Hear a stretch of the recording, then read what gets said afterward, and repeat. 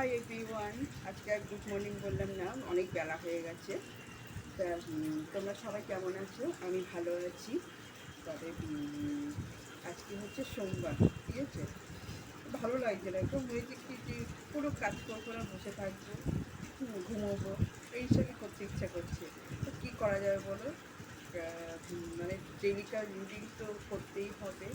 তাছাড়া এই বছর তো কোথাও যেতে পারবো না, আমার মেয়ে বলে দিয়েছে কোথাও যাওয়ার প্রোগ্রাম করবে না, কেন ও যেহেতু উচ্চ মাধ্যমিক দেবে সামনের বছর, সেই জন্যে এই বছর মানে কোনো কোথাও ঘুরতে যাওয়ার প্ল্যান আমাদের করা হবে না। তা যাই হোক, দেখো এইটুকু তো আমরা সন্তানদের জন্য করতেই পারি না, তাই না? আমরা সংসার করবো, তার মধ্যে আমরা মানে সন্তানের সুযোগ সুবিধা সব কিছু ভালো মন্দটা আমাদের তো উচিত সেগুলো দেখা। শুধু নিজেদের মানে নিজেদের ভালোটার জন্য সন্তানের ক্ষতি করাটা তো আমরা কখনো চাইবো না, অন্তত বাবা মা হয়ে। সন্তানদের ভবিষ্যতের কথা চিন্তা করে অন্তত আমরা এই এইটুকু আমরা ত্যাগ করতে পারি।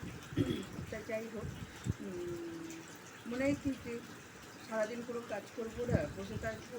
হ্যাঁ, কী অবস্থা বলো তো?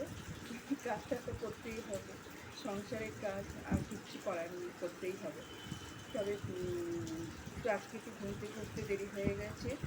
ওয়েদারটা না ভালো ছিল, তারপর আবার দেখি বৃষ্টি হচ্ছে, সকাল থেকে বৃষ্টি হচ্ছে, আর আমার ছাদে না চাদর ফাদর মেলা আছে, সব ভিজে গেল। তাই আমি বলছি, এ মা, আমার তো চাদরগুলো সব ভিজে গেল, শুকিয়ে গেছিলো। হ্যাঁ, কালকে ওই বিকেলের দিকে মেলেছিলাম, তখন একটু বৃষ্টি বৃষ্টি হচ্ছিল না, মেলেছিলাম।